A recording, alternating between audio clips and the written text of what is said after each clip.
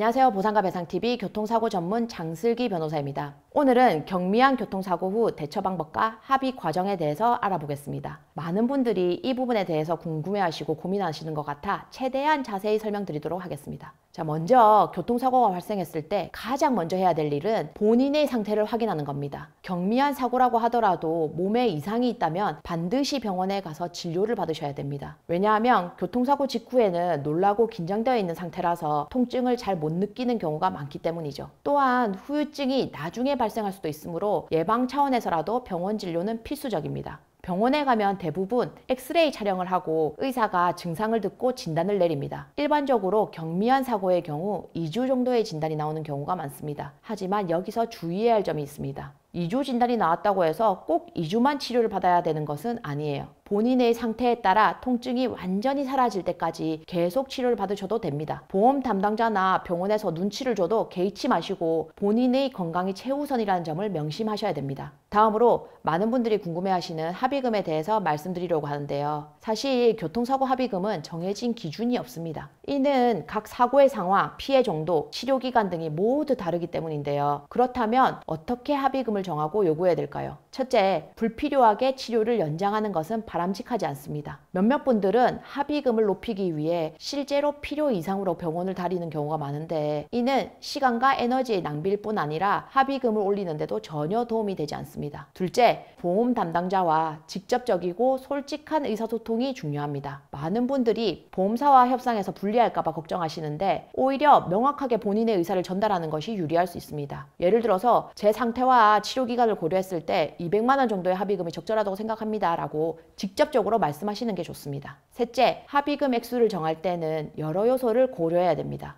치료기간, 병원비, 휴업손해, 향후 예상되는 치료비 등을 모두 감안하세요. 일반적으로 2주 진단의 경우 100만 원에서 300만 원 사이의 합의금이 제시되는 경우가 많지만 이는 절대적인 기준이 아닙니다. 넷째, 보험사의 제안을 무조건 수용할 필요는 없습니다. 제시된 금액이 적절하지 않다고 생각되면 근거를 들어서 반론을 제기하세요. 예를 들어 제 직업의 특성상 이번 사고로 인한 손실이 크니까 좀 더 높은 금액이 필요합니다 라고 단도직입적으로 말할 수 있어야 됩니다. 다섯째, 합의 과정에서 서두르지 마세요. 충분히 생각하고 결정할 시간을 가지세요. 필요하다면 가족이나 지인 또는 전문가와 상의해보는 것도 좋습니다. 마지막으로 합의서 작성 시 주의해야 될 점에 대해서 말씀드리겠습니다. 합의서에는 합의 금액, 지급 방식, 합의 조건 등이 명확히 기재되어야 됩니다. 또한 보통 이 보험사에서 제시하는 합의서에는 일체의 민형사상 책임을 묻지 않겠다라는 문구가 들어가 있는데요. 만약 추후 예상치 못한 상황이 생길 가능성이 있다면 그 부분을 고려한 단서 조건을 넣어서 합의서를 작성하는 게 좋습니다. 결론적으로 경미한 교통사고 후 대처에서 가장 중요한 것은 본인의 건강과 권리를 지키는 겁니다. 필요한 만큼 치료를 받되 합의 과정에서 정직하고 합리적인 태도로 임하세요. 본인의 상황을 객관적으로 평가하고 그에 맞는 적절한 보상을 요구하는 것이 가장 바람직합니다. 오늘 영상은 여기까지고요. 내일 또 새로운 주제를 가지고 오겠습니다. 영상 끝까지 봐주셔서 감사드립니다.